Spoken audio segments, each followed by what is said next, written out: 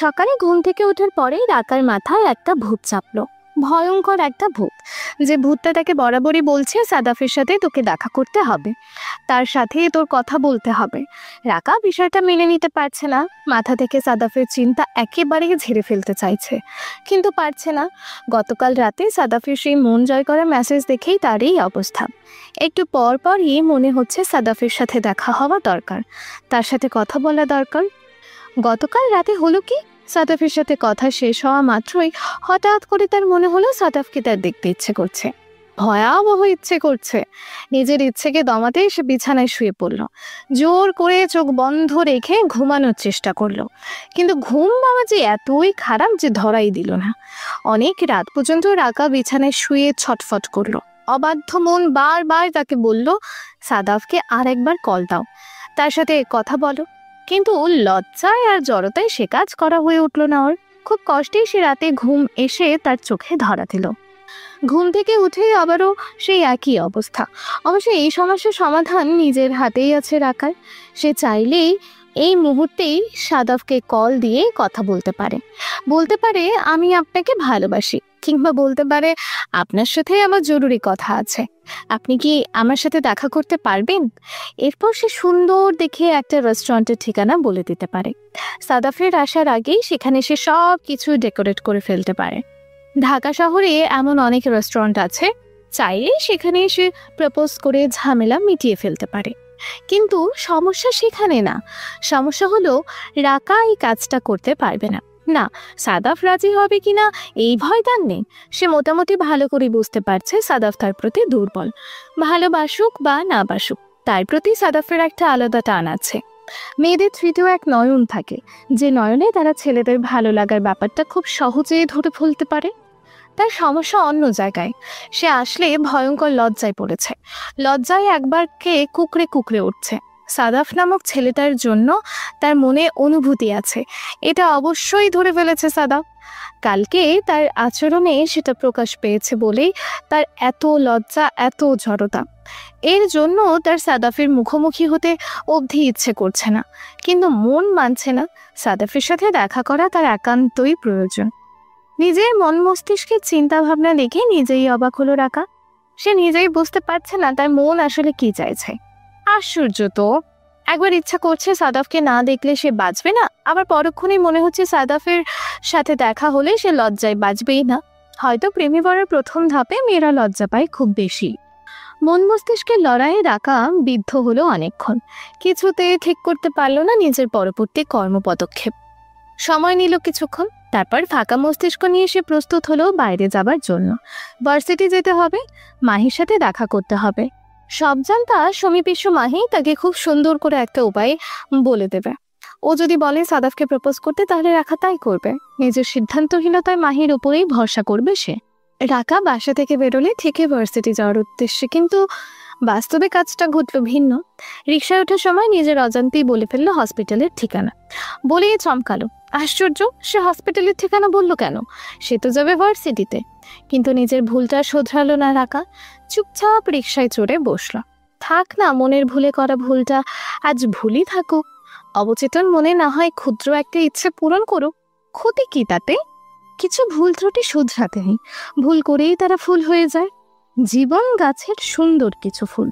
Hospital এরিয়ায় ঢোকার পরপরই মাথা ঘোরা শুরু হয়ে গেল রাকার। সে ভুল করেছে, মস্ত বড় ভুল করেছে। এভাবে হুট করে ঝোঁকের বসে হসপিটালে তার আসা উচিত হয়নি, কারণ সে হসপিটালের কিছুই চেনে না। এর আগে যে কবার এসেছিল দুর্ভাগ্যবশত সে হারিয়ে গিয়েছিল, তখন আশার আলো হয়ে দাঁড়িয়েছিল সাদাফ। সে হুট করে কোত্থেকে যেন উদয় হয়ে তাকে সাহায্য করেছিল, কিন্তু আজ তো ও তাকেই খুঁজতে এসেছে। তাকে কি পাবে? কিছুক্ষণ দাঁড়িয়ে থাকার পর রাকার মাথা ঘুরতে লাগলো। মনে হতে লাগলো এই বুঝি জ্ঞান হারিয়ে ধুপ করে মাটিতে লুটিয়ে পড়ে। রাকা নিজেকে সামলানোর খুব চেষ্টা করলো, কিন্তু মাথাটা বনবন করে ঘুরতে শুরু করলো। কিছুক্ষণের মধ্যেই সে অনুভব করলো তার আশেপাশটা দুলছে, পুরো পৃথিবী যেন দুলে দুলে উঠছে। শরীরের ভারসাম্য বজায় রাখার জন্য হাতের কাছে কিছু একটা খোঁজার চেষ্টা করলো সে, কিন্তু পেল না। জ্ঞান হারিয়ে পড়ার ঠিক আগ মুহূর্তেই কে যেন তাকে ধরে ফেললো। রাকা অবাক হলো। হামেশের মতো সাদাফ কি এসেছে তাকে বিপদ থেকে বাঁচাতে? এই যে একজোড়া ভরসা দেওয়ার হাত, তার বাহু তার পিঠের পেছনে ধরে আছে, সেটা কে? ডাক্তার সাদাফ কি এখন তার সামনে দাঁড়িয়ে আছে? রাকা চোখের সামনে লাল নীল বেগুনি রঙের আলোকছটা দেখতে পেল, তীব্র রঙের রশ্মি। এই রশ্মির ফাঁক দিয়ে তাকে সাহায্যকারী ব্যক্তির মুখাবয়ব স্পষ্ট দৃশ্যমান হলো না ওর কাছে। সে অনুভব করলো সে হাঁটছে, মাতালের মতো এলোমেলো ভঙ্গিতে পা ফেলছে, তাল সামলাতে পারছে না, তবু তাকে আঁকড়ে ধরে কেউ একজন নিয়ে যাচ্ছে কোথাও। ক্যাম্পাসে বসে আড্ডা দিচ্ছিল ফাহাদ, সাথে তার কয়েকজন বন্ধু। তার এই বন্ধুদের মাঝে একমাত্র সিফাতি আছে যে কিনা ফাহাদের পুরনো বন্ধু তালিকায় আছে। বাকিদের সবার সাথে ক্যাম্পাসের পরিচয়, এখানেই বন্ধুত্ব। ফাহাদের ঘনিষ্ঠ বন্ধু মহলের যে কয়জন রয়েছে তারা সবাই এখন ভিন্ন ভিন্ন জায়গায়, ভিন্ন ভিন্ন কাজে আছে।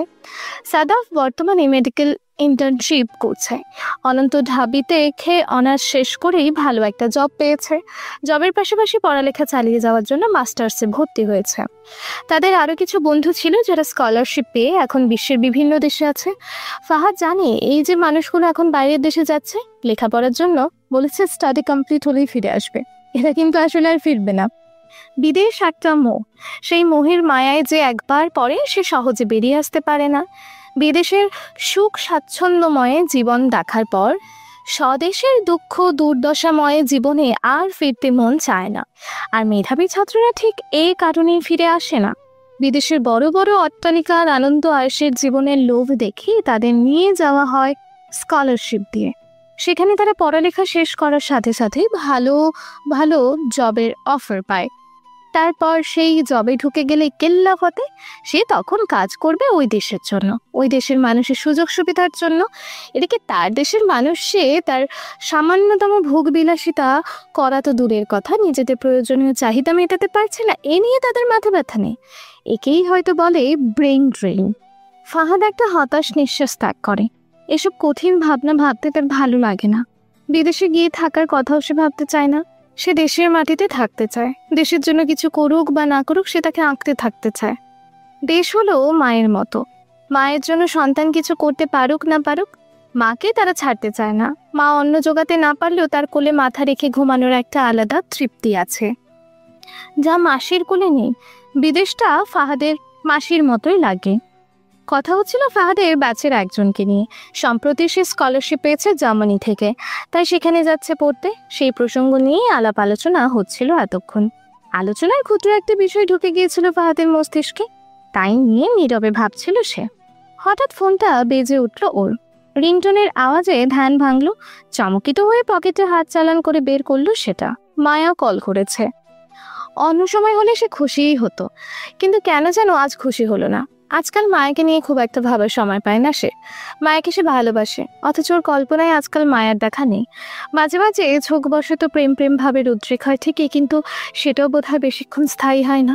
কি আশ্চর্য! মায়াকে কি সে কম ভালোবাসতে শুরু করেছে, কিংবা মায়ের মূল্য এখন কি কমে গেছে? কিন্তু তা তো হওয়ার কথা নয়।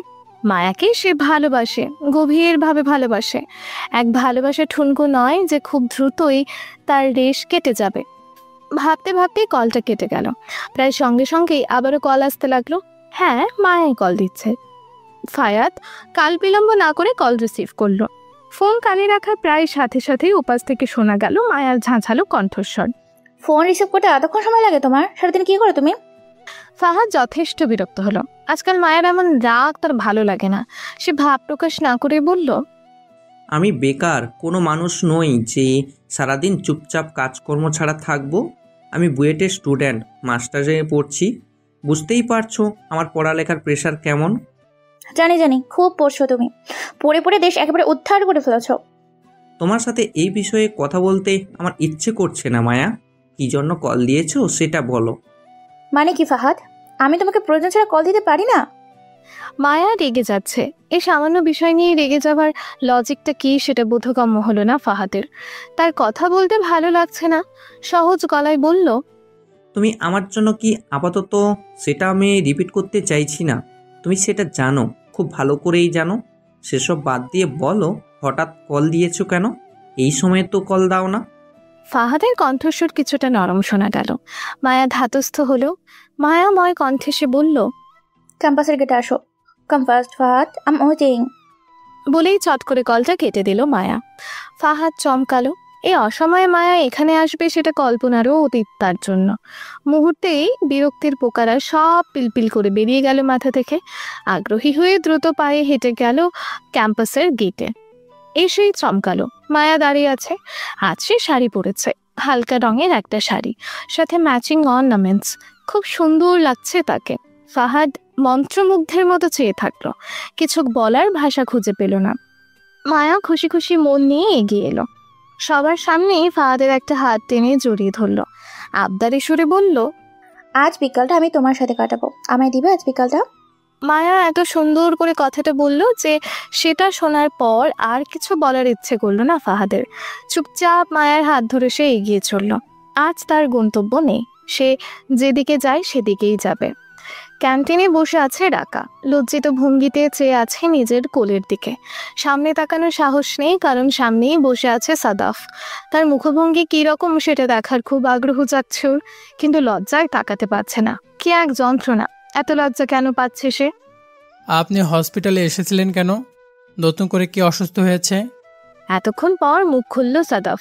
এই দীর্ঘ সময় সে চুপ করেই ছিল, একটা কথাও বলেনি। রাকা লজ্জায় মাথা নাড়ালো, খুব ধীর কণ্ঠে বলল, কেউ না। তবে হসপিটালে এসেছেন যে? আপনাকে দেখতে। খুবই লজ্জিত গলায় জবাব দিল রাকা। কথাটা সে এত আস্তে বলেছে যেন সাদাফের কান পর্যন্ত না পৌঁছায়। কিন্তু পৌঁছালো কিনা বোঝা গেল না। সাদাফ সেই ব্যাপারে কিচ্ছু বলল না, চুপ করে কি যেন ভাবতে ব্যস্ত হয়ে পড়ল। তারপর বলল, যে জায়গাটা আপনি চেনেন না সেখানে এমন হুটহাট করে চলে আসে ঠিক না, এতে বিপদ হতে পারে। তখন যদি আমি না আসতাম তখন কি হতো জানেন? মাথা ঘুরে পড়ে গেলে কি অবস্থা হতো আপনার? কথা শুনে মাথা নিচু করে ফেললো রাকা। কাজটা তার ঠিক হয়নি, সেটা হসপিটালে পা দেওয়ার 2 সেকেন্ডের মধ্যেই তার মাথায় ঢুকেছিল। কিন্তু তবুও সে ফিরে যায়নি, কারণ ফিরে যাওয়ার পরও সে ততক্ষণ ভুলে গেছে। আপনি কি এখন সুস্থ? একা একা বাড়ি যেতে পারবেন নাকি সাথে যেতে হবে? পারবো আমি। ক্ষীণ কণ্ঠে জবাব করলো রাকা। সাদাফ সে জবাবের ধার ধারল না, ওকে হাত ধরে নিয়ে কোথাও যেন যাওয়া শুরু করলো। যাওয়ার আগে একবার ঘড়ির দিকে তাকিয়ে বলল, আমার সময় নেই এখন, তাড়াতাড়ি চলুন, ক্লাস অ্যাটেন্ড করতে হবে। রাকা যথাসম্ভব দ্রুত পায়ে হাঁটার চেষ্টা করলো। হসপিটালের গেটে এসে একটা রিক্সা ঠিক করলো সাদাফ। রাকাকে সেখানে তুলে দিয়ে বলল, সাবধানে যাবেন, পারলে পৌঁছে একটা কল দিবেন। আর সময় নিল না সাদাফ। ওর হাতে সাদা কাগজের মতো কি একটা গুজে দিয়ে দৌড়ে গতিতে চলে গেল। রাকা বিস্ময়ে তাকিয়ে রইল কিছুক্ষণ। রিক্সা ততক্ষণে চলতে আরম্ভ করেছে। সম্বিত ফিরে পেয়ে নিজের হাতের মুঠোর পানে দৃষ্টি ফেরালো রাকা।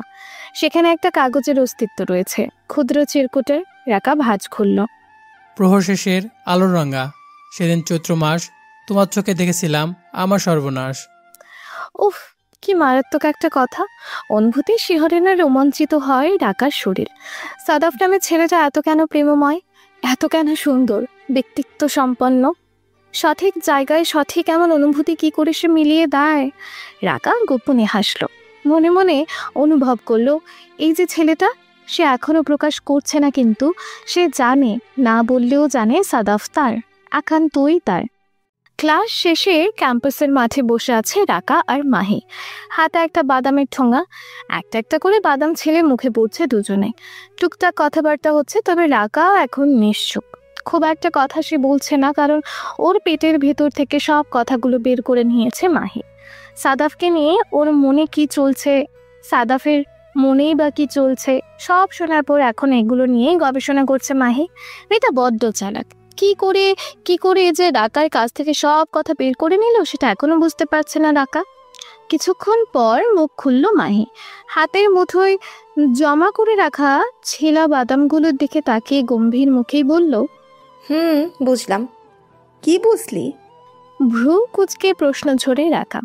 মাহির কথার মানে উদ্ধারে তার মন উসখুস করছে। বুঝলাম তো অনেক কিছুই, শুনবি সেসব? বলেই ভ্রু নাচালো। ওর হেয়ালি কথায় কিছুই বুঝে উঠতে পারল না রাকা। আশ্চর্য, মাহি এমন করছে কেন? কথা না ঘুরিয়ে ঠিকঠাক উত্তর দিতে পারছে না। ও কি বুঝতে পারছে না সাদাফের সম্বন্ধে ওর কি মতামত, সেটা শোনার জন্য রাকার প্রাণ আকুপাকু করছে? বিরক্ত হয়ে বলল, এমন ঢং না করে আসল কথা বলবি তুই? আসল কথা শুনতে চাস? কেন রে, মনে তো আনচান করে কেন? মাহি কিছুতেই আসল কথা পারছে না, শুধুই হেয়ালি করে যাচ্ছে। বিরক্ত হলো রাকা, ধুম করে ওর পিঠের উপর কিল বসিয়ে দিল। মাহি তাতে গলা ফাটিয়ে হাসলো। রাকাকে এমন করে খেপিয়ে দিতে তার ভালোই লাগছে, খুব খুব ভালো লাগছে। মেয়েটা এত দিন ধরে প্রেম ব্যাপারে অনাগ্রহ প্রকাশ করত, আর এখন প্রেমে পড়ে হাবুডুবু খেয়ে এই অবস্থা। মনে মনে চরম আনন্দে আনন্দিত সে। কিছুক্ষণ পর মাহির অট্টহাসি থামলো। সে প্রাণ খুলে হেসে রাকার মুখের দিকে তাকালো। রাকা ততক্ষণে রাগে ফুঁসছে, আর রাগিয়ে দেওয়া উচিত হবে না, তাই হাসি থামিয়ে সিরিয়াস হওয়ার চেষ্টা করলো। কিন্তু কিছুতেই সিরিয়াসনেস ব্যাপারটা তার আসছে না। কি যে হলো না! ও মিটমিটিয়ে হেসে বলল, আসল ঘটনা ঘটেই তো গেছে রাকা বেবি। ডাক্তার সাদাফ তোমার প্রেমে হাবুডুবু খাচ্ছে। এখন দরকার শুধু একটু প্রশ্রয়। বেচারা প্রপোজ করার জন্য ভয় পাচ্ছে। প্রপোজ করলে তুই আবার থাবড়া থাবড়ি মেরে দিস কিনা তারই ভয়, বুঝছিস? এখন তুই একটু প্রশ্রয় দে, ভ্যাটা ঝপ ঝপিয়ে প্রপোজ করে ফেলবে, তারপর দুজনে প্রেম টেম করে বিয়ে করে ফেলিস। কথার ধরন দেখে রাগ হলো রাকার। মাহির এই এক বদভ্যাস, এমন এমন করে কথা বলে না। কেউ তার হবু দুলা ভাইকে এমন সম্বন্ধ করে কথা বলে? মনে মনে মনক্ষুণ্ণ হলো ওর। ওকে চুপ করে থাকতে দেখে মাহি আবারও বলল, শোন, বিয়ে করবি ভালো কথা, আমাকে কিন্তু দাওয়াত দিবে অবশ্যই। যদি না দেস তাহলে কিন্তু বিয়ে হবে না তোর, এই আমি বলে রাখলাম। গরিবের কথা বাসি হলেও ফলে, মাইন্ড ইট। মাহির পরবর্তী কথায় হঠাৎ খিলখিল করে হেসে উঠল রাকা। মেয়েটা এমন না, এই রাগিয়ে দেয় তো এই হাসতে হাসতে পেট ব্যথা করে ফেলে। হাসতে হাসতেই জবাব দিল, সে তুই চিন্তা করিস না, দরকার হলে আমার বিয়ের দাওয়াতে আসার জন্য তোর নামে 4-5টা কার্ড পাঠিয়ে দিব। তুই আসিস, যত খুশি খাস, আই হ্যাভ নো প্রবলেম। কিন্তু কিন্তু কি? ভ্রু কুচকে আসে মাহির। না মানে, সাদাব সাহেব তো এখনো প্রপোজই করলো না। উনি যদি প্রপোজ না করে কিভাবে প্রেম করব আমরা? আচ্ছা, আমি ওনাকে প্রপোজ করে ফেলি, সমস্যা আছে কোনো? আগ্রহী হয়ে প্রশ্ন ছড়ে রাকা। মাহি বিরক্তিতে মুখ কুচকালো। রাকার মাথায় কি বুদ্ধিশুদ্ধি নেই নাকি? রাগ করে বলল, তোর যা বুদ্ধি, তারিফ না করলে হয়ই না। ওরে গাধি, তোর মাথায় কি ঘিলু নেই? কেন, কি হয়েছে? সাদাফকে তুই যদি প্রপোজ করিস, তোর মূল্য তখন কই যাবে ভাবতে পারোস? ছেলে পরে উঠতে বসতে তোরে খোটাবে। আমার মতো হ্যান্ডসাম ছেলে দেখে তুমিই তো আগে প্রেমে হাবুডুবু খেয়েছিলে। তখন তুই ওর উপর জোর খাটাতে পারবি না? পারবি না, বরং ওই ব্যাটাই তোরে নাচাবে। শোন, প্রেমিক আর স্বামী এরা হচ্ছে মাথায় চড়া জাত। এদের মাথায় চড়তে দেওয়া যাবে না। একবার মাথায় চড়লেই শেষ, আর নামাতেই পারবি না। তখন আদিম যুগের মতো সারাটা জীবন ওর কথায় তুই উঠবি আর বসবি, উঠবি আর বসবি। এই সুযোগ দেওয়া যাবে না। মাহির মতামত শুনে একদম ভালো লাগলো না রাকার কাছে। এটা কোন ধরনের কথা? এটা কি রকম মন্তব্য?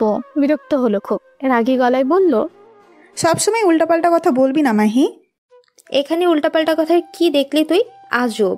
শোন, আমি হলাম বাস্তববাদী মানুষ, যা বলি প্র্যাকটিক্যালি দেখে শুনে বলি, বুঝছোস? হয়েছে, আর জ্ঞান দেওয়া লাগবে না, যা বোঝার বুঝছি আমি। হাত উঁচিয়ে ওকে থামতে ইশারা করলো রাকা।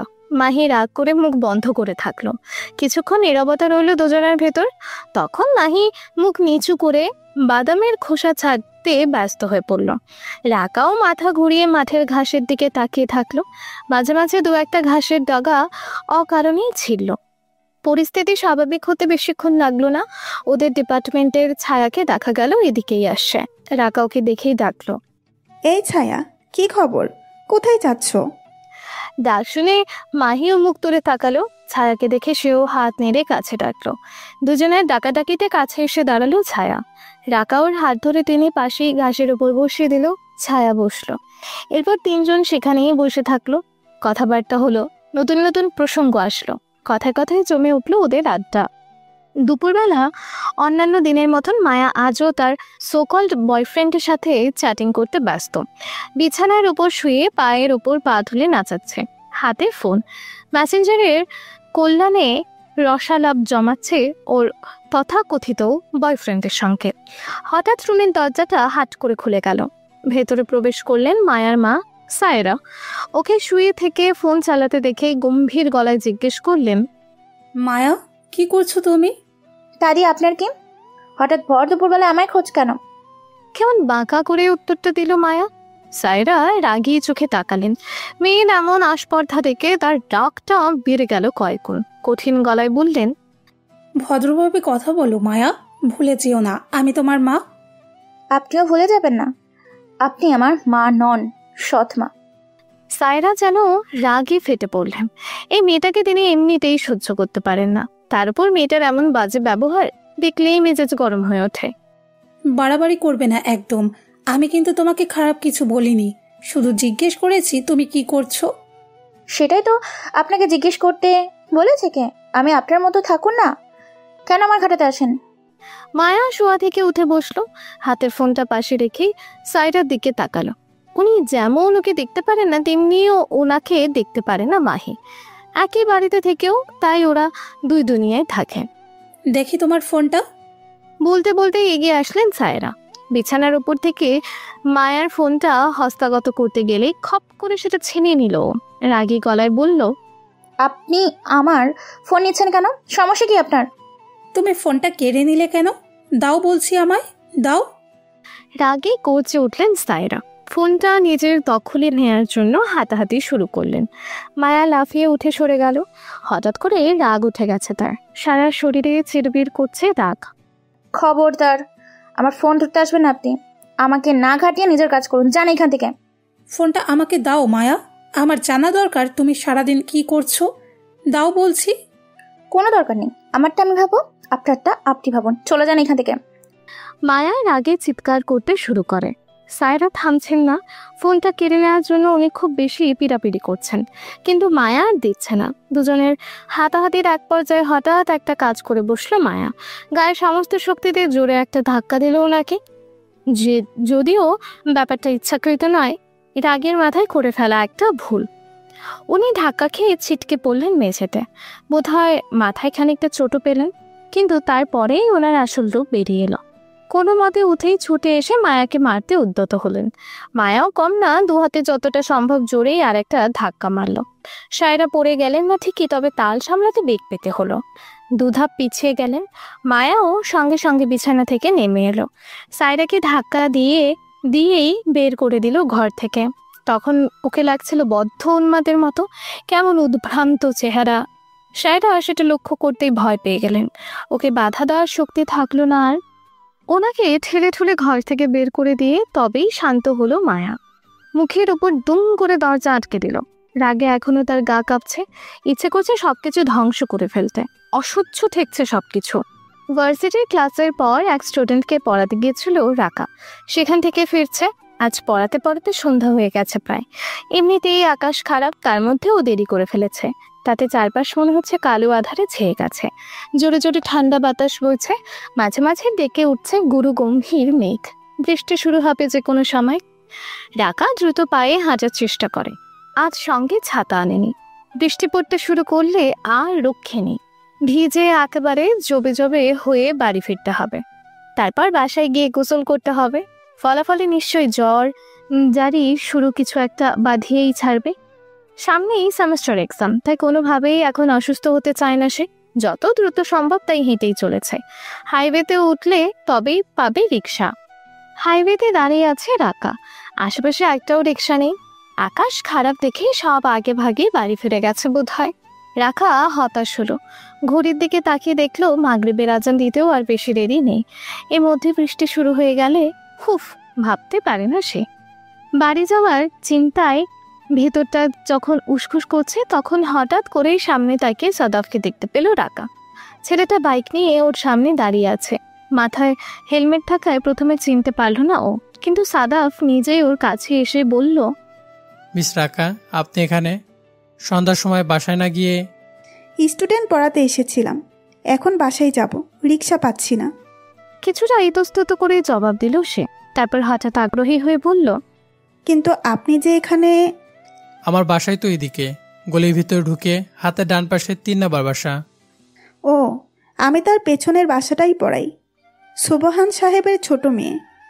সাদাফের বাসা এদিকে শুনে খানিকটা অবাকি হলো রাকা। তার ওপর ও যে বাসায় পড়াতে আসে তার ঠিক সামনের বাসাটাই নাকি ওদের। ক্লাস 7-এ যেটা পড়ে সেটা না? চিনি তো ওদের।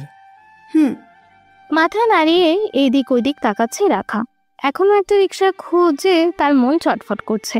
আকাশের অবস্থা ভালো না, যদি বৃষ্টি শুরু হয়ে যায়।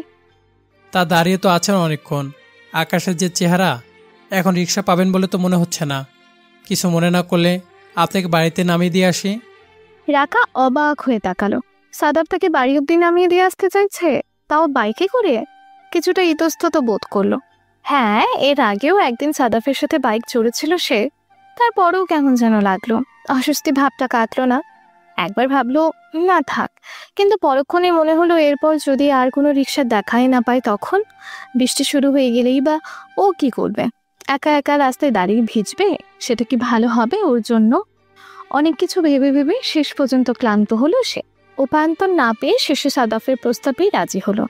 চুপচাপ বাইকে উঠে বসলো। সাদাফও আর দেরি না করে বাইক স্টার্ট করে এগিয়ে চলল। এখন খুব দ্রুতই রাকাকে পৌঁছে দিতে হবে তার, যদি বৃষ্টি আসে। একটু আগেই এক পশলা বৃষ্টি হয়ে গেল। আশেপাশে এখন ঠান্ডা ঠান্ডা আবহাওয়া বিরাজমান।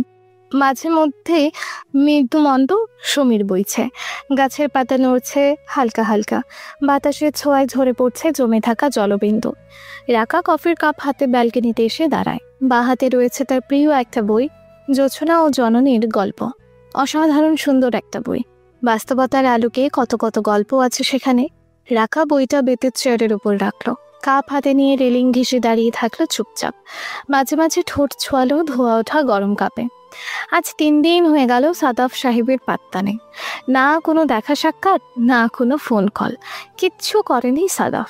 হ্যাঁ, ওদের মধ্যে নিয়মিত দেখা সাক্ষাৎ কোনো কালেই ছিল না, কিন্তু তারপরও কেমন যেন দৈবের বশেই সাদাফের সাথে দেখা হয়ে যেত ওর। কিন্তু গত 3 দিনে যেন তা একবারও হয়নি। রাকা অধীর হয়ে অপেক্ষা করছে কখন তার চলার পথে হুট করে দেখা হয়ে যাবে সাদাফের সাথে, কিন্তু হয়নি। 3 দিন আগে যখন সাদাফের সাথে তার দেখা হলো তখন সন্ধ্যা। টিউশনি থেকে ফিরে আসার পথে রাস্তায় দেখা। তারপর আকাশ খারাপ বলে নিজ দায়িত্বে বাইকে করে বাসায় নামিয়ে দেয়। সেদিন বিল্ডিংয়ের সামনে আসার পরপরই শুরু হয় বৃষ্টি। বড় বড় ফোঁটা সেকি বৃষ্টির টোপ। রাকা ফুড়িমুড়ি করে বিল্ডিংয়ের আড়ালে এসে দাঁড়িয়ে গা বাঁচায়। সাদাফকে উদ্দেশ্য করে বলে, ডাক্তার সাহেব, ভেতরে আসুন, বাইকটা গ্যারেজে রাখুন আর আমার সাথে ফ্ল্যাটে চলুন। 1 কাপ চা খেয়ে যাবেন, আসুন প্লিজ। সাদাফ তখন হুড়মুড় করে বাইক ঘোরাতে ব্যস্ত। যত দ্রুত সম্ভব বাসায় ফেরার তাড়া আছে তার। ওর কথা শুনে থমকে গেল কাজ। হাত থামিয়ে ওর মুখের দিকে তাকিয়ে হাসল। আজ যে সময় নেই, বৃষ্টির যে অবস্থা, একবার শুরু হলে থামবে বলে মনে হয় না। অন্য একদিন আসবো। না, সে কি করে হয়? আপনি বাসার সামনে এসে কিছু না খেয়ে যাবেন, তা তো হতে দেওয়া যায় না। এতে গৃহস্থের অকল্যাণ হয়। আর বৃষ্টি হচ্ছে তো কি হচ্ছে, সমস্যা নেই, আপনি ছাতা নিয়ে যাবেন, আসুন তো। রাকা জেদ করতে থাকে। ওর কথা শুনে মৃদু হাসির ঝলক দেখা যায় সাদাফের মুখশ্রীতে। সে হাসে, হাসতে হাসতে বাইকে উঠে স্টার্ট ধরাতে ধরাতে প্রত্যুত্তর করে, আগন্তুক হয়ে চা খেয়ে কি হবে, তার চেয়ে জামাই হয়ে বিরিয়ানি খেয়ে যাব না হয়। বলেই মুচকি হাসল। রাকা অবাক চোখে তাকালেই সে বাইক স্টার্ট করে ছুটে চলে দুরন্ত গতিতে। চোখের পলকেই হারিয়ে যায় দৃষ্টিসীমানার বাইরে। রাকা উজবুকের মতন তাকিয়ে থাকলো। মাথার ভেতর তখন একটা কথাই ঘুরপাক খাচ্ছে, আগন্তুক হয়ে চা খেয়ে কি হবে, তার চেয়ে জামাই হয়ে বিরিয়ানি খেয়ে যাব না হয়। কি সহজ সাবলীল ভাবেই না এই কথাটা বলে ওকে গেল সাদাফ। জামাই হয়ে বিরিয়ানি খাওয়া, কি অদ্ভুত। রাখা আলমনেই হাসলো। বাহিরে কোনো আলাদা ভাব নেই, কি সুন্দর সাবলীল ভাবে নিজের মনের কথা প্রকাশ করে সে। ভাবতে ভাবতেই কাপের কফি শেষ হয়ে এলো রাকার। কাপটা টি টেবিলের উপর রেখে বেতের চেয়ারে হেলান দিয়ে বসলো। অনেকটা চেয়ার টেনে তার উপর পা তুলে আরাম করে বসলো। বইটা হাতে নিয়ে মনোযোগী হলো তার ভেতরেই। হুট করে মাথা খারাপের মতো হয়ে গেল মায়ার। সে আশেপাশে কাউকে সহ্য করতে পারছে না, কাউকে দেখতে পারছে না।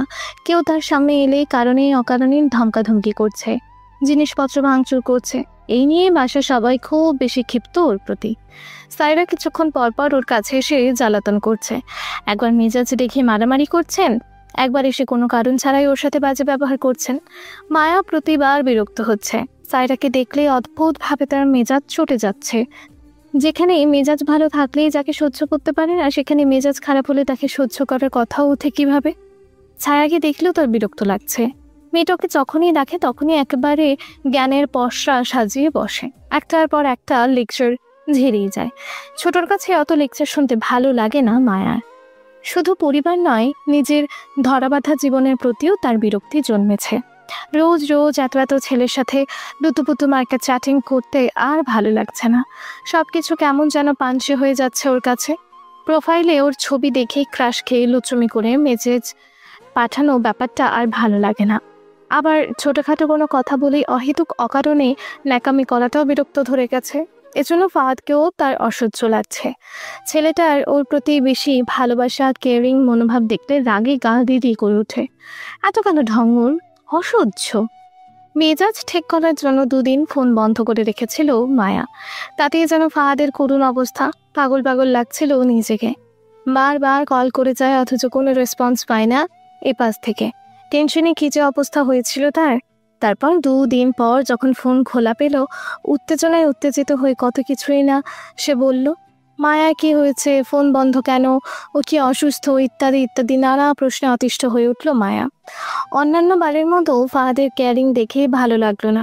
মেজাজ খারাপ হলো অহেতুকে। রেগে গিয়ে কঠিন কিছু শুনিয়ে দিল ওকে। ফাহাদ অভিমান করলো। মায়ার এমন ব্যবহারের আগামাথা কিছুই বুঝলো না। মন খারাপ হলো খুব। ভাবলো আর কল করবে না।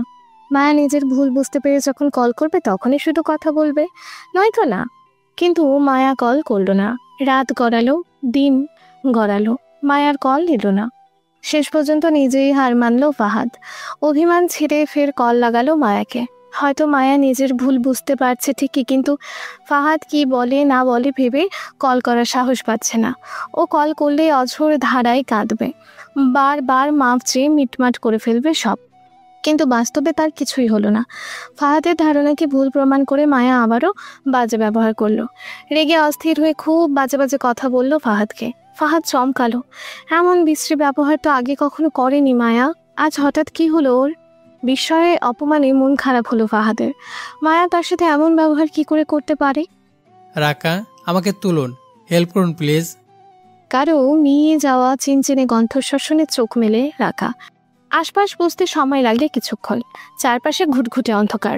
ল্যাম্পপোস্টের সামান্য আলো এসে হাতছানি দিয়ে যাচ্ছে তাকে। সে অবাক চোখে সবকিছু দেখলো।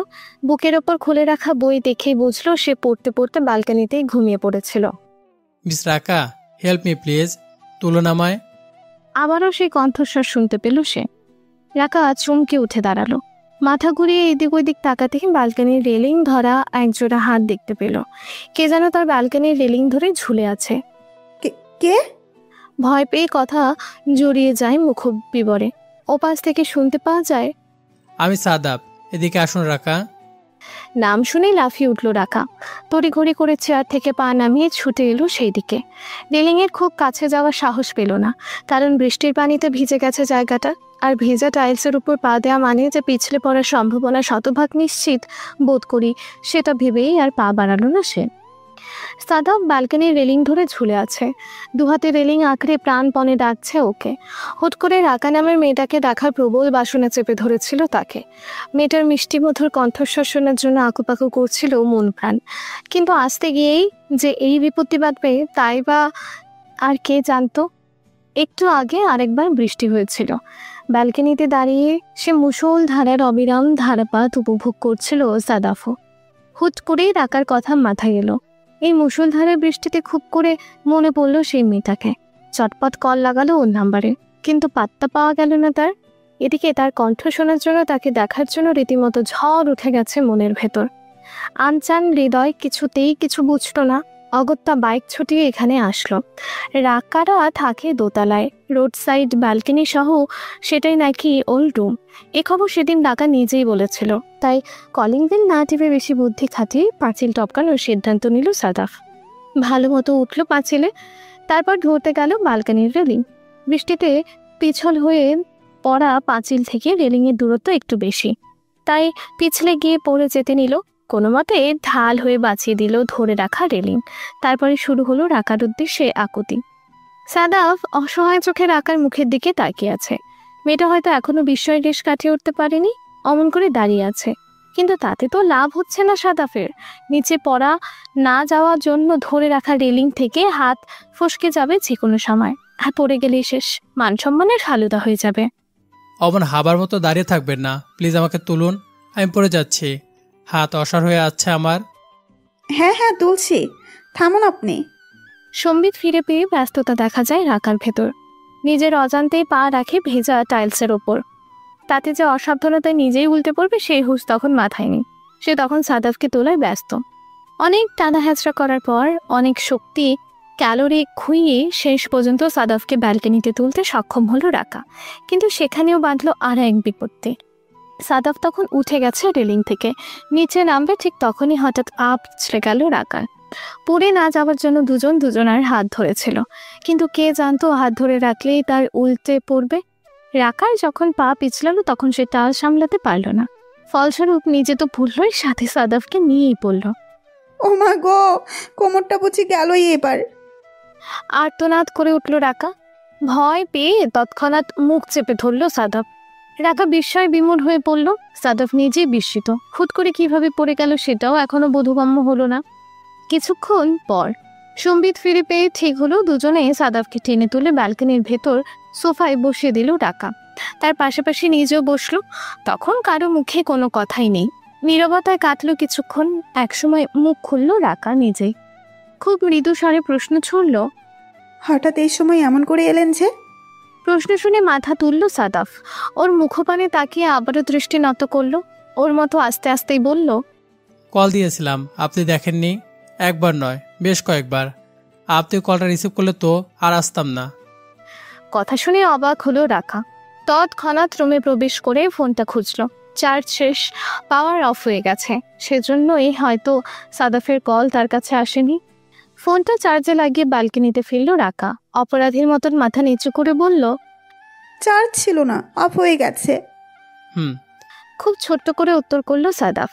রাকা ফিরে এসে আগের স্থানে বসলো। সাদাফ তখনও মাথা নিচু করে আছে। বেচারা এখানে আসার পর থেকে এমন মাথা নামিয়ে রেখেছে, এমন হুট করে এখানে আসা নিয়ে তার বোধহয় খুবই অস্বস্তি লাগছে। রাকা বুঝলো, তবু উজবুকের মতো করেই বলে ফেললো, আপনি হুট করে এলেন যে? বলেই জিভে কামড় দিল। উত্তরটা সাদাফ মুখে না বললেও তার তো অচেনা নয়। সাদাফ চোখ তুলে চাইলো, এক পলক তাকিয়ে চোখ বন্ধ করে ফেললো। কেমন যেন মন্ত্রমুগ্ধের গলায় বলল, আপনাকে দেখতে বড় ইচ্ছে করছিল, আমি থাকতে পারছিলাম না। কেন? হয়তো ভালোবাসি তাই। কি সহজ সরল অনাড়ম্বর করেই না জবাবটা দিল সাদাফ। রাকা চমকালো। সাদাফ নামের ছেলেটা যে এত সহজেই এই কঠিন কথাটা উচ্চারণ করে ফেলবে সেটা কি সে ভেবেছিল? উত্তর দেওয়ার প্রায় সঙ্গে সঙ্গেই চোখ খুলল সাদাফ। এবার দৃষ্টি নিবদ্ধ করল রাকার বিস্মিত চেহারায়, অপলক অনড় অবস্থানে। তারপর খুব দৃঢ় গলায় শুধালো, আপনিও কি ভালোবাসেন রাকা? রাকা এত অবাক হলো যে বলার মতো নয়। সে খুব ভালো করে জানে সে সাদাফকে ভালোবাসে, মনে প্রাণে ভালোবাসে, কিন্তু তবু কেন যেন উত্তরটা দিতে পারল না। ওকে উত্তরহীন দেখে ব্যাকুল হলো সাদাফ। বলল, চুপ করে থাকবেন না প্লিজ। উত্তরটা না হলে আমি কি করব জানি না, তবে খুবই কষ্ট পাবো। তবে আই প্রমিস, উত্তরটা না হলে আমি আর এমন হুটহাট করে জ্বালাতন করব না, একদমই না। আর হ্যাঁ হলে? চমকে উঠল সাদাফ। মুহূর্তে হাসির ঝিলিক খেলে গেল চেহারার উপর দিয়ে। সে সুন্দর করে হাসলো, উত্তর দিল, হ্যাঁ হলে খুব খুব খুব করে জ্বালাবো। আপনি অতুষ্ট হয়ে উঠবেন, কিন্তু ছাড়তে পারবেন না। বলুন, জ্বলতে রাজি আছেন তো? ধরে নিন তাই। তাহলে বলুন, ভালোবাসি। কথা শুনে অবাক হলো রাকা। অবাক কণ্ঠে বলল, ও তো আপনি আগে বলবেন, আমি কেন? না, এটা আপনাকে বলতে হবে। বলুন, ভালোবাসি। ঠিক আছে, ভালোবাসি। সত্যিই ভালোবাসি। মিষ্টি মধুর দু একটা বাক্য বিনিময় হলো। নব্য প্রেমিক যুগল তখন মুগ্ধময় দৃষ্টিতে তাকিয়ে থাকলো। একসময় রাত বাড়ল, বিদায়ের পালা এলো। সাদাফ তখন খুব সাহসিকতার সাথে পাঁচিল টপকে নেমে গেল নিচে। তবে এবারে ভুল হলো না, নির্বিঘ্নেই পেরিয়ে গেল বাড়ির সীমানা। সফলভাবে নিচে নামার পর প্রেমিকার উদ্দেশ্যে হাসি ছুড়ল সাদাফ। রাকা তাকালো। টেনশন তার হৃৎপিণ্ড দ্রুত বেগে স্পন্দিত হচ্ছে। শ্বাস যেন আটকেই এসছিল প্রায়। ওকে নির্বিঘ্নে পৌঁছাতে দেখে স্বস্তি পেল মন। তার হাসির বিপরীতে হাসি দিল নিজেও। সাদাফ বাইক স্টার্ট করে ছুটে চলল নিজ গতিতে। পরের কয়েকদিন মায়াদের বাসায় চলল তুমুল আলোড়ন। মায়া বাসায় নেই, তাকে পাওয়া যাচ্ছে না। সাথে কিছু কাপড় চোপড় আর ফোন দুটো নিয়ে উধাও হয়ে গেছে মায়া। কোথায় গেছে কেউ জানে না। মায়া সচরাচর দেরি করেই ঘুম থেকে ওঠে। বাড়ির সবার দিন যেখানে শুরু হয় 8টায়, সেখানে তার নিদ্রাভঙ্গ হয় বেলা 11টায়। কোনো দিন আরও দেরিতে 12টা-1টার দিকে। এ নিয়ে বহুত ক্যাচক্যাচানি করেও কোনো ফলাফল পাননি সায়রা। একে সতীনের মেয়ে, তার উপর যথেষ্ট উচ্ছৃঙ্খল, তাই ওকে নিয়ে অত ঘাটেনি। কি হবে ওকে নিয়ে ভেবে? কিন্তু সেদিন মায়া খুব সকালে উঠেছিল। ব্যাগ হাতে নিয়ে বাসা থেকে বেরিয়ে যায় সবার অলক্ষ্যে। ও যে বাসায় নেই, বিকেলের দিকে সেই খোঁজ পায় বাড়ির সবাই। প্রথমে ভেবেছিল গিয়েছে কোথাও, ফিরে আসবে সময় হলেই।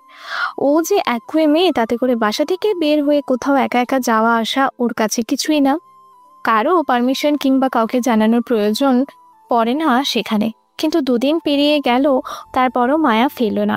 অতঃপর ঘর থেকেই পাওয়া গেল ছোট্ট একটা চিরকুট। নিজের প্রয়োজনে নিখোঁজ হচ্ছে, কটা দিন এমনি থাকবো, তারপর ফিরে আসবো। হয়তো খোঁজাখুঁজির ভান ধরে নিজেকে মহৎ বানানোর চেষ্টা করবে না। চিঠিটা সে সায়রার উদ্দেশ্যেই লেখা, সেটা বেশ বুঝতে পারলেন তিনি। চিঠি পড়ে মুখ ভেঙচিয়ে মনে মনে বললেন, গিয়েছিস ভালো হয়েছে। আমার কি ঠেকা পড়েছে তোকে খুঁজে বার করার? মর্গে তুই ভাগারে, যত সব যন্ত্রণা। বাহিরে অবশ্য সে ভাব প্রকাশ করলেন না। গম্ভীর মুখে ছায়ার হাতে চিঠি হস্তান্তর করে প্রস্থান করলেন তিনি। এদিকে মায়ার খুঁজে অস্থির হয়ে উঠল ফাহাদ। মায়া সিম বন্ধ, সোশ্যাল মিডিয়ার সব অ্যাকাউন্ট ডিঅ্যাক্টিভেট, যোগাযোগের কোনো ওয়ে নেই। নিজেকে পাগল পাগল লাগলো ফাহাদের। ব্যস্ত হয়ে কতবার যে মায়ার বাসার সামনে এসে ঢু মারলো, ভার্সিটিতে গেল, ডিপার্টমেন্টে কি খোঁজ করলো। মায়া বেশ কিছুদিন ধরেই অ্যাবসেন্ট। কোনোভাবেই মায়ার কোনো খোঁজ না পেয়ে শেষ পর্যন্ত ছায়ার কাছে এসে খোঁজ করলো ফাহাদ। ছায়াও কিছুই বলতে পারল না, শুধু মায়ার সেই চিরকুটটা ধরিয়ে দিয়ে বলল, মায়া আপু কাউকে কিছু জানায়নি, হুট করে লাপাত্তা হয়ে গেছে। কথা শুনে অবাকই হলো ফাহাদ। নিখোঁজ হওয়ার আগে মায়া খুব বাজে বিহেভ করেছিল তার সাথে। অহেতুক ঝগড়াঝাটি করে মাথা খারাপ করে ফেলেছিল। ফাহাদকে এটাও বলেছিল সে আর তার সাথে সম্পর্ক রাখবে না। ফাহাদ তাতে যার পরনায় বিস্মিত হয়েছিল। ক্ষণিকের জন্য নিজেকে বদ্ধ পাগল উন্মাদ লাগছিল। মায়ের কাছ থেকে এমন কঠিন কথা সে কিছুতেই আশা করেনি। এর ঠিক কয়েকদিন পরেই ফাহাদের হঠাৎ করে মনে হলো মায়ের কিছু একটা হয়েছে। মেয়েটা সামান্য রাগই হঠাৎ রাগ করে। সেদিন হয়তো কোনো কারণে তার মন মেজাজ ভালো ছিল না, তাই এমন বাজে ব্যবহার। তাই নিজেকে সান্ত্বনা দিয়ে খোঁজ করে মায়ার। সিম বন্ধ, সোশ্যাল মিডিয়া সব ডিঅ্যাক্টিভেট। ফাহাদ অবাকের উপর অবাক হলো। চমক খেল তখন যখন ছায়া এসে বলল মায়া নিরুদ্দেশ হয়ে গেছে। ছায়ার কথার প্রতি উত্তরে কিছুই বলার ভাষা খুঁজে পেল না ফাহাদ। চুপচাপ স্থান ত্যাগ করলো। হাতের মুঠোয় তখনও চেপে রেখেছে মায়ার সেই ছোট্ট চিরকুটটা। খুলে দেখা হয়নি। সে মানসিকতায় এখন আর নেই। সেমিস্টার এক্সাম নিয়ে কদিন ধরে খুব ব্যস্ত সময় কাটাচ্ছে রাকা। মাহির সাথে সারাদিন নোটস কালেক্ট করতে করতে সময় যাচ্ছে। সকালে বাসা থেকে বেরিয়ে ফিরে আস্তে আস্তে সন্ধ্যা। ভার্সিটির ক্লাস, লাইব্রেরিতে বসে নোট রেডি করা, বন্ধুদের সাথে আড্ডা আর টিউশনি, সব কিছুই করতে হচ্ছে। জীবনের ব্যস্ততম এই সব দিনগুলোতে তাই নব্য প্রেমের সূচনা হলেও যেন এখনও অপ্রেমিকই রয়ে গেছে দুজন। কথাবার্তা হয় খুব কম, দেখা সাক্ষাৎ বোধ হয় কালে ভদ্রেও হয় না। সাদাফ নিজেও বড্ড ব্যস্ত, কেউ কাউকে সময় দিতে পারছে না। সেই যে সেদিন রাত্রে সাদাফের আগমন, আচমকা প্রেম নিবেদন, তারপর আর সামনাসামনি বসে কথা বলার সুযোগ পায়নি কেউ। দুজনই খুব ব্যস্ত নিজেদের ব্যস্ত জীবন নিয়ে। সময়টা তখন ঘড়ির কাঁটায় 12টা। নিঝুম নিস্তব্ধ এক রজনী। রাকা প্রতিদিনের মতোই ব্যস্ত হয়ে নোটস রেডি করতে হয়েছিল। হুট করেই মেসেজ টোন বেজে উঠল। পিন পতন নীরবতা বিরাজমান ঘরটায়। সে শব্দ শুনে চমকে উঠল রাকা। ফোনটা টেবিলের ওপরেই ছিল। হাত বাড়িয়ে সেটা তুলে নিল। লক স্ক্রিনে নোটিফিকেশন উঠেছে, you have a unread message. Fingerprint scan করার সঙ্গে সঙ্গে লক খুলে মেসেজ ওপেন হয়ে গেল। স্ক্রিনের ওপর ভেসে উঠল ছোট্ট একটা খুদে বার্তা। আপনি যে আমার কাছে কফি খাওয়ানোর ঋণ নিয়েছেন, সেটা কি ভুলে গেছেন মিস রাকা? রাকা চমকালো। কি আশ্চর্য! সেদিন চুরি কেনার পর টাকাটাতে সাদাব দিয়েছিল, সেটা তো আর স্মরণেই ছিল না। এই কথা যে একেবারেই ভুলে গেছে সেটা ভেবে অস্বস্তি লাগতে শুরু করলো। এটা সেই অস্বস্তি বোধ যেটা সাদাফের সাথে পুরোপুরি পরিচয়ের আগে ছিল। রাকা হুট করে খুব লজ্জা পেল। প্রেম নিবেদন পেয়েছে বলে কি সে ওই ধারের ব্যাপারটা ভুলে গেল? যদিও সেটা আসলে ধার ছিল না, টাকাটা দেওয়ার সময় সাদাব বলেছিল যদি আরেকদিন কফি খাওয়ান তো। ভাবতেই হাসি ফুটে উঠল ওর ঠোঁটের কোণে। একরাশ মুগ্ধতা এসে গ্রাস করে ফেলল ওকে। তখন কোথায় নোটস, কোথায় সেমিস্টার এক্সাম, সব ভেসে গিয়ে প্রেম প্রেম ভাব এসে ভর করলো মনে। মুচকি হেসে জবাব পাঠালো, আমি ভুলিনি ধারের ব্যাপারটা, আর সঙ্গে ধার দেওয়া সেই মানুষটাকেও। তবে যিনি ধার দিয়েছিলেন তারই তো ছিল না কোনো খোঁজ খবর। মহাজন তলব না করলে আগ বাড়িয়ে ঋণ পরিশোধ করতে যাবে কে? উত্তর পেয়ে খুশির একটা জোয়ার বয়ে গেল সাদাফের ভেতর দিয়ে। গত দুদিনে এই মেয়েটার সাথে তার যোগাযোগ প্রায় হয়নি। আজ মেসেজটাও পাঠিয়েছিল অনেকটা শঙ্কিত হয়ে। সেদিনের সে সাক্ষ্যতার পর আর তো দেখা হলো না। ফোনে কথা হলেও দেখা করার নাম তো নেই না সে। কিন্তু এইসব তো সাদাফের ভালো লাগে না। নিজের অজান্তে প্রিয় হয়ে যাওয়া সেই মানুষটিকে না দেখতে পেলে তো তার ভালো লাগে না। অথচ প্রিয় মানুষটি সেই অনুভূতি যেন বুঝেই না। তাই বলে ঋণ গ্রহীতা কি ঋণের দায় থেকে মুক্ত হতে মন চাইবে না? এভাবে ফাঁকি দিলে কি আর মহাজনী চলে? সব ঋণ শোধ করতে নেই, কিছু ঋণ রয়ে গেলে দেনা পাওনা থাকে। দেনা পাওনার সেই হিসাবটা চুকে গেলে সম্পর্ক তখন থাকবে কি করে? এই ক্ষুদ্র বার্তাটির কোনো প্রতি উত্তর করল না সাদাফ। রাকা ফোন হাতে নিয়ে কিছুক্ষণ বসে থাকলো। রিপ্লাই এলো না। কিছুক্ষণ পর হঠাৎ সশব্দে ফোনের রিংটন বেজে উঠল। রাকা তড়িঘড়ি করে ফোন তুলতেই নজরে এলো ডক্টর কলিং। এটা রাকার মনের ডাক্তার, তার একান্ত ব্যক্তিগত ডাক্তার, যে ডাক্তারের দিন রাতের পেশেন্ট হতে চায় সে। তার মনের সকল রোগের ওষুধ সরবরাহ করবে, যে শুধু প্রেসক্রিপশন লিখেই ক্ষান্ত হবে না, প্রয়োজনের রোগ সারাতে নিজেই ওষুধ হয়ে কাজ করবে। ঠোঁটের কোণে হাসি ফুটিয়ে কলটা রিসিভ করলো রাকা। কানে ধরে রাখলো ঠিকই, তবে আগের কোনো কথা বলল না। অপেক্ষা করলো অপর পক্ষের। তাহলে ঋণ শোধ করছেন কবে? সময় যে গড়িয়ে যাচ্ছে, এমন করলে তো ব্যবসা মন্দা দেখাবে। মহাজের কারবার না কখন উঠিয়ে ফেলতে হয়। তাহলে ব্যবসাটা উঠিয়েই ফেলুন। অন্য মানুষের মহাজন দিয়ে আমার চলবে না। যার কাছে ঋণ নেব সেই যেন শুধু আমার কাছেই ধার দেয়। ব্যক্তিগত মহাজন ছাড়া দেনা পাওনার হিসাব আমি অন্য কারো কাছে চুকাবো না। রাকার অভিমানী কথা শুনেই হেসে ফেলল সাদাফ। ফোনের এপাশ থেকে সেই সুন্দর হাসির আওয়াজ কানে বাড়ি খেল রাকার। সে মন্ত্রমুগ্ধের মতো করে নিশ্চুপ হয়ে সেই হাসি শুনল। আফসোস করলো, হায়, এত সুন্দর হাসিটা চোখে কেন পড়ছে না? মধ্যবর্তী দূরত্বটা এত বেশি কেন? ডাক্তার ছেড়ে এবার বুঝি সত্যি সত্যি মহাজন হতে হবে। আমার এত সাধের MBBS তবে জলাঞ্জলি। বলেই দুঃখী দুঃখী ভঙ্গি করলো সাদাফ। রাকা হাসলো, তারপর কিছুটা অভিযোগের সুরেই বলল, রাখুন তো আপনার ডাক্তারি। হসপিটালের আশপাশ গেলেই আমার মাথা ঘোরায়, দুনিয়া উল্টাপাল্টা হয়ে যায়। কিছু তো খুঁজে পাই না, হারিয়ে গেলে ঝামেলা বাজাই। দোষটা আপনার রাকা। হসপিটাল আর ডাক্তার কি ক্ষতি করেছে? ক্ষতি তো করেছেনই। হসপিটালের এক ডাক্তার আমার মন চুরি করে ফেলেছে। আমি হসপিটালে যাই না শুধু সেই ভয়ে। মন তো গেছেই, সাথে যে আরও কি চুরি করে। অন্যের উপর দোষ চাপাতে আপনি বড় পটু। বলেই হো হো করে হাসতে শুরু করলো সাদাফ। কিছুক্ষণ চলল সে হাসি। প্রত্যুত্তরে কোনো কথা বলল না রাকা। নিঃশব্দে দোষ স্বীকার করে নিল। খানিক বাদে সাদাফ আবারও বলল, এক ডাক্তার মন চুরি করেছে বলে অভিযোগ করলেন, অথচ এদিকে ঘটেছে যে উল্টো ঘটনা। রোগী নয়, একেবারে সুস্থ মানুষ হসপিটালে এসে জ্ঞান হারালো। ভালো বুঝে এগিয়ে এলো এক মহৎ ডাক্তার, ক্যান্টিনে বসিয়ে মুখে পানি ঝাপটা দিলেন। অথচ অকৃতজ্ঞ রোগী কী করলো? ডাক্তারের মন ডাকাটি করে পালালো। এ কেমন অবিচার বলুন তো? বড়ই অবিচার। সাই জানিয়ে মিটমিট করে হাসলো রাকা। সাদাফ আরো দুঃখী দুঃখী গলায় বলল, বুঝলেন, আজকাল ভালো মানুষের দাম নেই। এই যে সেদিন এক মেয়েকে চুড়ি কিনতে ধার দিয়ে হেল্প করলাম, সেই মেয়ে চুরি পরে বান্ধবীর বিয়ে খেলো। কফি খাইয়ে উসুল করে দিবে বলে কথাও দিল, অথচ আর খোঁজ নিল না। কি কপাল আমার। মেয়েটি ভারী অন্যায় করে ফেলেছে তো। এমন কেউ করে নাকি? রাকার কথাটা শোনালো একেবারে বিজ্ঞের মতো। সাদাফ সহানুভূতি কুড়িয়ে বলল, সে আপনি বুঝলেন, সে বুঝলো না। খুব শীঘ্রই বুঝে যাবে। বলেই হো হো করে হাসলো রাকা। সে হাসির তালে তাল মেলালো সাদাফ নিজেও। কিছুক্ষণ হাসাহাসির পর সাদাফ বলল, কাল আসুন না কফি হাউজে। ধার শোধ করতে হবে না, নতুন করে না হয় ধার নেবেন, তবু আসুন না প্লিজ। আশাটা কি খুব জরুরি? না, জরুরি না। ইচ্ছে হলে আসুন, নয়তো না। মহাজন যখন ধার দেওয়ার ব্যবসা উঠিয়ে ফেলবে তখন ভাববেন। সাদাফের অভিমান দেখে ভয় পাওয়ার ভঙ্গি করলো রাকা। তড়িঘড়ি করে বলল, এমা কি বলছেন এসব? তাহলে তো অতি সত্বর দেনা শোধ করতে হবে। ভেবে দেখুন কি করবেন। বেশ, রিক্স তবে নেব না, ধার শোধ দেব কালই। আসছেন তবে? উত্তরটা শুনে খুশিতে বুক ভরে এলো সাদাফের। সে খুব করে চাইছিল রাখা যেন রাজি হয়, তার সাথে যেন দেখা হয়ে যায় তার। বহুদিন প্রিয় মুখটা দেখা হয় না। দৈবের বসে যখন এতদিন দেখা হলোই না, তখন নিজেই গিয়ে দেখা করতে হবে। আনন্দে মৃদু হাসল। রাকা ফের বলল, আজ রাখি তাহলে, কাল দেখা হবে। ঠিক আছে। ভালো থাকবেন ডাক্তার সাহেব। আপনিও। এরপর কলটা কেটে দেয় রাকা। সে রাতে আর লেখাপড়া হলো না, বই খাতা অমন করেই পড়ে রইল। ফোনটাও রেখে দিল তার পাশে, শুধু খেয়ালি হয়ে শুয়ে পড়ল বিছানায়। কোলবালিশটা টেনে নিয়ে বুকে জড়িয়ে রাখলো। চোখ বন্ধ করে ভেসে গেল রূপকথার রাজ্যে। সেই রূপকথার রাজ্যে রাজকুমারী সে আর রাজপুত্র সাদাফ। তাদের বিয়ে হচ্ছে রাজকীয় এক আয়োজন করে।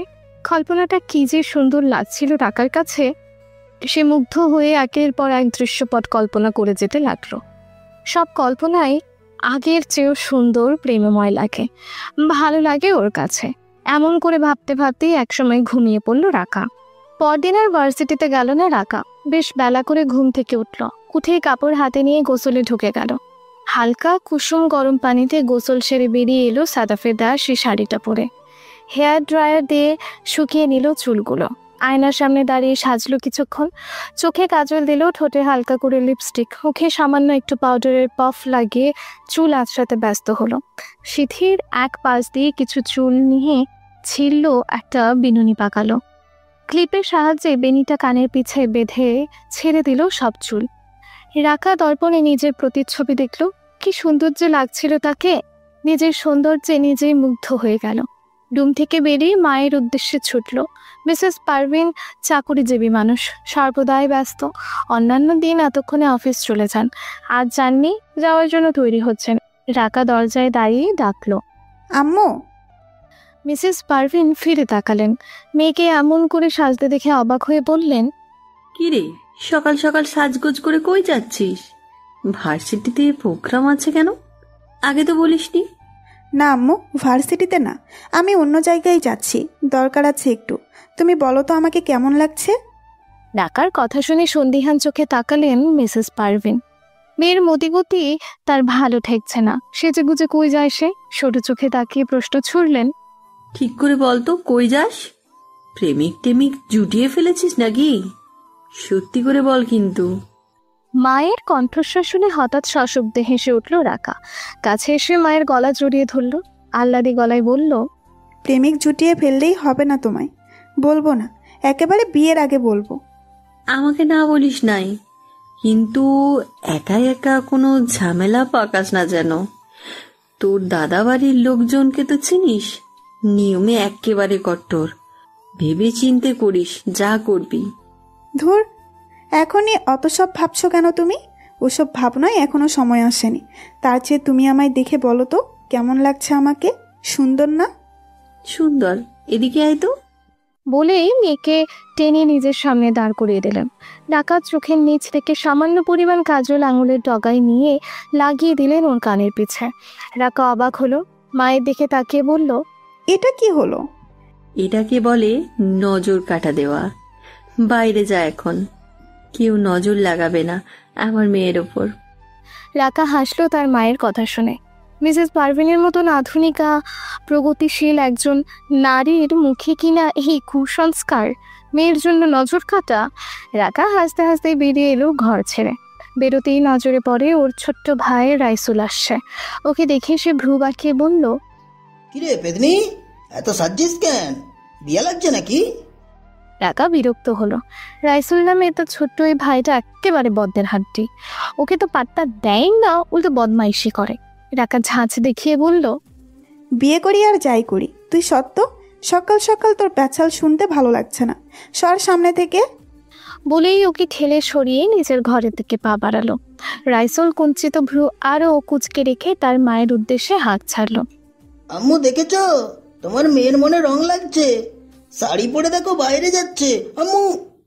যারে বিচার দেওয়ার জন্য ডাকছিস সে সেটা জানে। আমার কাজে নাক না গলিয়ে নিজের কাজে যা। ভেঙচি কেটে রুমের ভেতর ঢুকে গেল রাকা। ফোন নিয়ে হ্যান্ডব্যাগটা হাতে ঝুলালো, পারফিউম স্প্রে করে আয়নার সামনে দাঁড়ালো আর একবার। আজকের এই সাজ দেখে কি বলবে ডাক্তার সাদাফ? খুশি হবে না চমকে খাবে? বিস্ময়ে অভিভূত চাহনি নিয়ে পদক্ষেপ তাকিয়ে থাকবে ওর দিকে। ধর, কি সব ভাবছিস রাকা? ভেবে নিজের মাথায় তালা দিল। একা একা লাজুক হেসে বেরিয়ে এলো ফ্ল্যাট থেকে। নিচে নেমে রিক্সা নিয়ে যাত্রা করলো কাঙ্ক্ষিত সেই রেস্টুরেন্টের দিকে, যেখানে সাদাফ আসবে। মায়ার নিখোঁজ হওয়ার 15 দিন পেরিয়ে গেল। এই 15 দিনে ওকে নিয়ে ওর বাড়ির কেউ খুব একটা মাথা ব্যথা দেখায়নি। ছায়া অবশ্য আশেপাশে কিছু পরিচিত বন্ধু বান্ধবদের কাছে খোঁজ করেছে, কিন্তু খুব একটা লাভ হয়নি। কেউই ওর ব্যাপারে কিছুই জানে না। ওর সাথে তাদের দেখা হয়েছিল মায়ার নিখোঁজ হওয়ারও বেশ কিছুদিন আগে।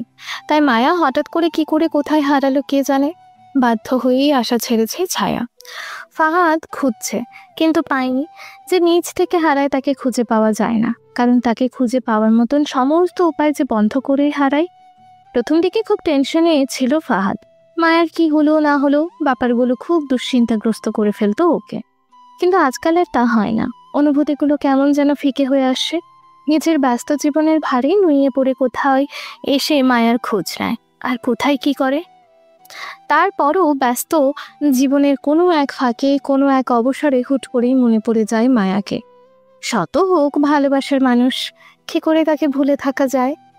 রেস্টুরেন্টের এক কর্নারে মুখোমুখি বসে আছে রাকা আর সাদাফ। সাদাফের পরনে একটা পাঞ্জাবি, রাকা শাড়িটার সাথে ম্যাচিং করে কেনা এটা। তাকে খুব সুন্দর দেখাচ্ছে। রাকা অবশ্য সরাসরি তাকাতে পারছে না, চোখাচোখি হলেই লজ্জায় আরক্তিম হয়ে উঠছে তার মুখশ্রী। তারপরে কিছুক্ষণ পরপর আর চোখে তাকাচ্ছে ওর দিকে। আপনাকে মারাত্মক সুন্দর লাগছে রাকা। সাদাফের কথা শুনে রাকা মাথা নামিয়ে নিল, নতমুখে লজ্জিত ভঙ্গিতে হাসলো। তারপর মৃদু গলায় বলল, আপনাকেও। সাদাফ সে কথার প্রতি উত্তর শব্দ করেই হাসলো।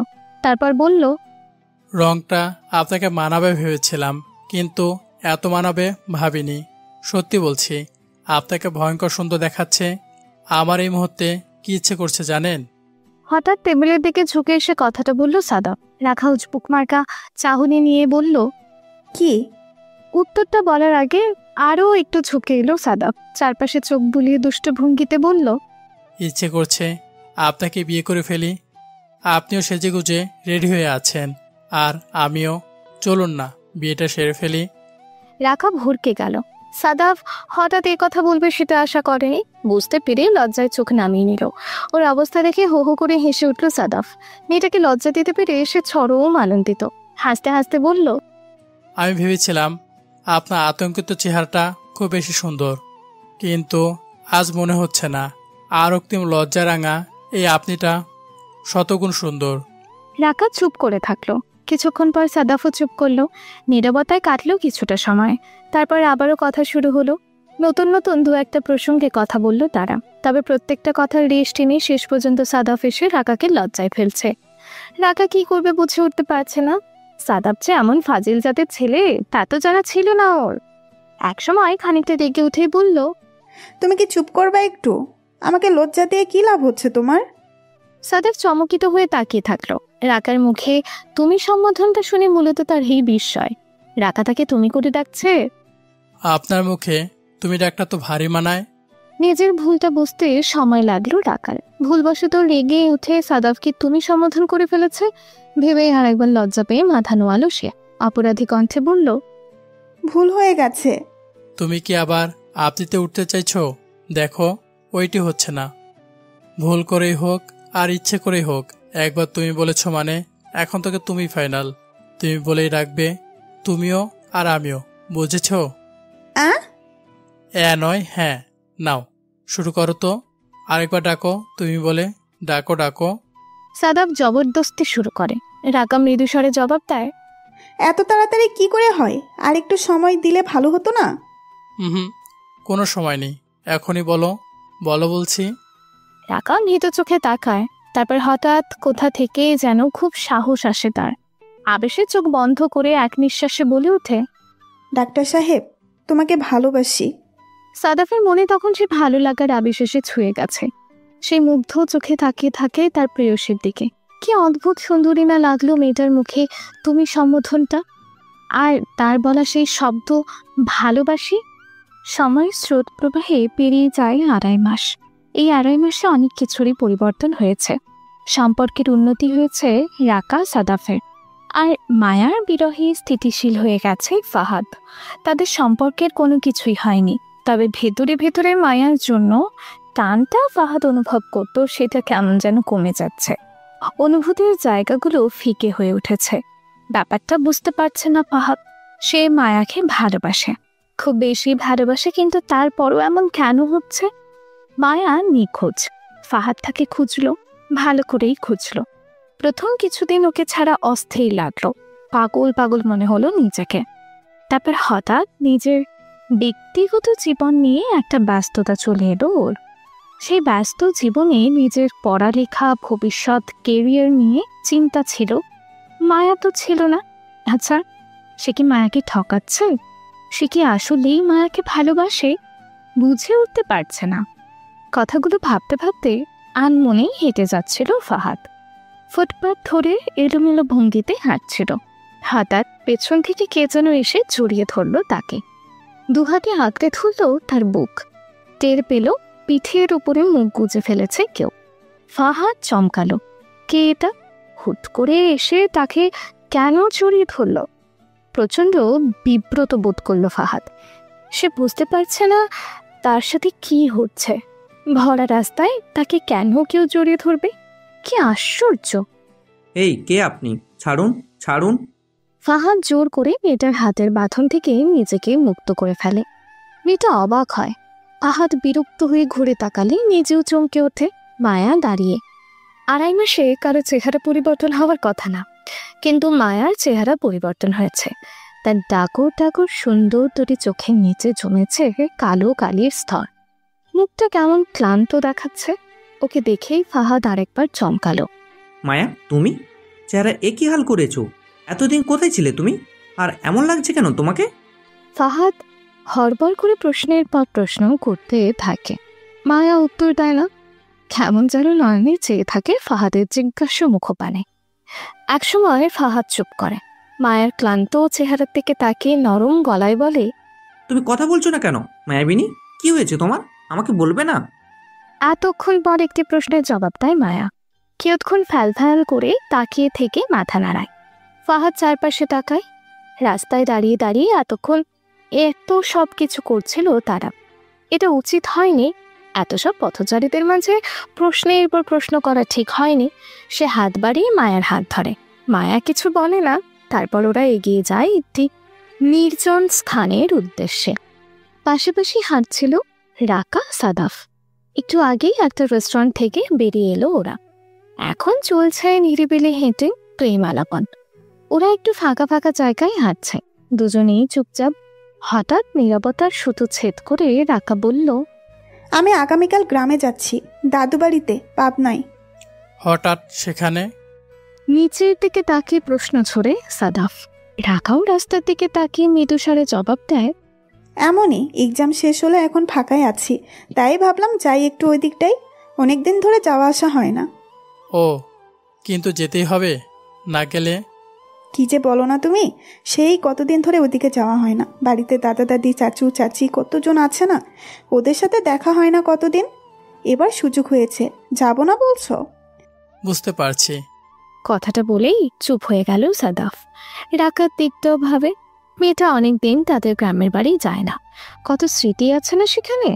অনেকদিন পর যখন সেখানে যেতে চাইছে তখন কি করে না বলবে? সাদাফকে চুপ করে থাকতে দেখে নিজেও আর কোনো কথা বলে না রাকা। কিছুক্ষণ পর সাদাফ নিজেই বলল, তাহলে ফিরছো কবে? সেটার কি আর ঠিক আছে? যাব, কিছুদিন আরাম করে থাকবো, তারপর ফেরার চিন্তা। কেমন খুশি খুশি ভাব প্রকাশ করে রাকা। সাদাফ সেই খুশি খুশি চেহারা দেখে নিজের মনের কথা প্রকাশ করে না।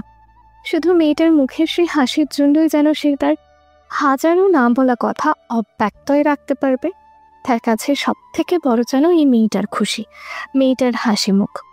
আগে যখন নিজের মনে কোনো মেয়ের জায়গা ছিল না, আলাদা করে কাউকে নিয়ে কিছু ভাবতো না, কই তখন তো কারো হাসি মুখের এত মূল্য ছিল না তার কাছে। কারো হাসি মুখ দেখে নিজের মনের কথা আর বলতে ইচ্ছে করতো না।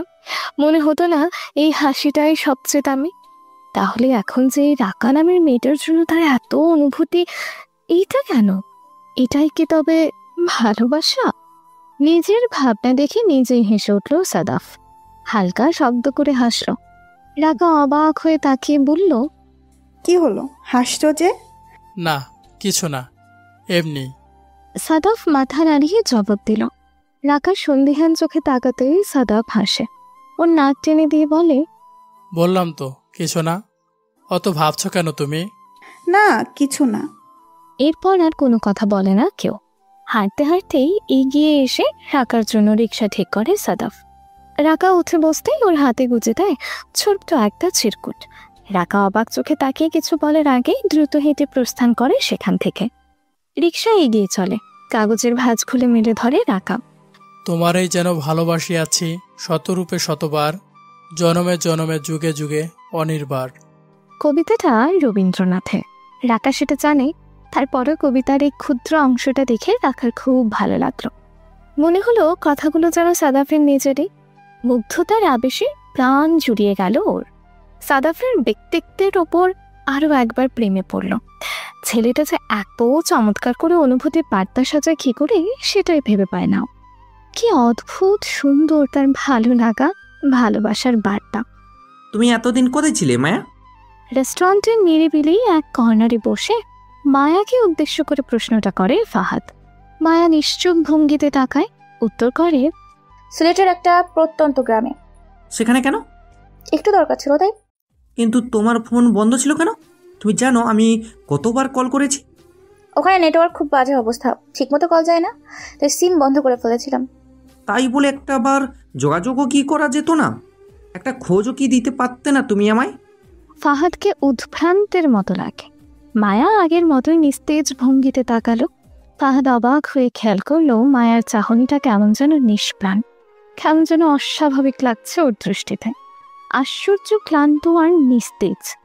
বললাম তো সম্ভব ছিল না। তারপরে কেন প্রশ্ন করছো ভাত? মায়া তার নিস্তেজ অবস্থার মধ্যেই কেমন যেন তেজ খোঁজার চেষ্টা করে। নিজের রাগটা দেখাতে চায়, কিন্তু অসার শরীর নিয়ে সেটা সম্ভব হচ্ছে না। মায়ার রাগ লাগছে। গ্রামে গিয়ে তার এই সমস্যাটা বেড়েছে। খিটখিটে মেজাজ আরো বেশি খিটখিটে হয়ে গেছে। কিন্তু তোমার চেহারার একই হাল কেন? চোখের নিচে ডার্ক সার্কেল কেন? তুমি কয়েকদিন ঘুমাওনি? না, অত ঘুমিয়ে গেলাম, বিড়বিড় করে বলল মায়া। ফাহাদ সেটা শুনতে পেল না, কিন্তু তারপর সে নিজ থেকেও আর কোনো প্রশ্ন করল না। কি কারণে জানে না, তবে এটা বুঝতে পারছে মায়া এখন ঠিক স্বাভাবিক না। ওকে স্বাভাবিক লাগছে না। হয়তো জার্নি করেছে সেজন্য, ভাবলো ফাহাদ। মায়ার হাত ধরে রেস্টুরেন্ট থেকে বেরোলো। একটা রিক্সা ঠিক করলো ওর জন্য। মায়া কোনো কথা না বলে রিক্সায় উঠল। উঠতে গিয়ে কেমন করে যেন পা বাঁধিয়ে পড়েও যেতে ধরলো, তবে সামলে নিল ফাহাদ। ওকে ঠিক মতো ছড়িয়ে দিয়ে মামাকে যেতে বলল। তারপর নিজে উল্টো ঘুরে যে কাজে যাচ্ছিল সেদিকে যাওয়া শুরু করলো। কিন্তু মাথা থেকে তখনও মায়ের চিন্তাটা যায়নি। মেয়েটার হঠাৎ হলোটা কি? ও স্পষ্ট খেয়াল করেছে হাঁটার সময় মায়া কেমন যেন টলছিল। বোঝাই যাচ্ছিল কোনো কারণে নিজের ভারসাম্য রক্ষা করতে কষ্ট হচ্ছিল ওর। কিন্তু কেন? একজন লং জার্নি করা ক্লান্ত মানুষের মাতালের মতো পা টলবে কেন? কি হলো মায়ার? বাকিটা সময় টেনশনের পোকাটা ক্রমাগত জ্বালিয়ে গেল ফাহাদকে।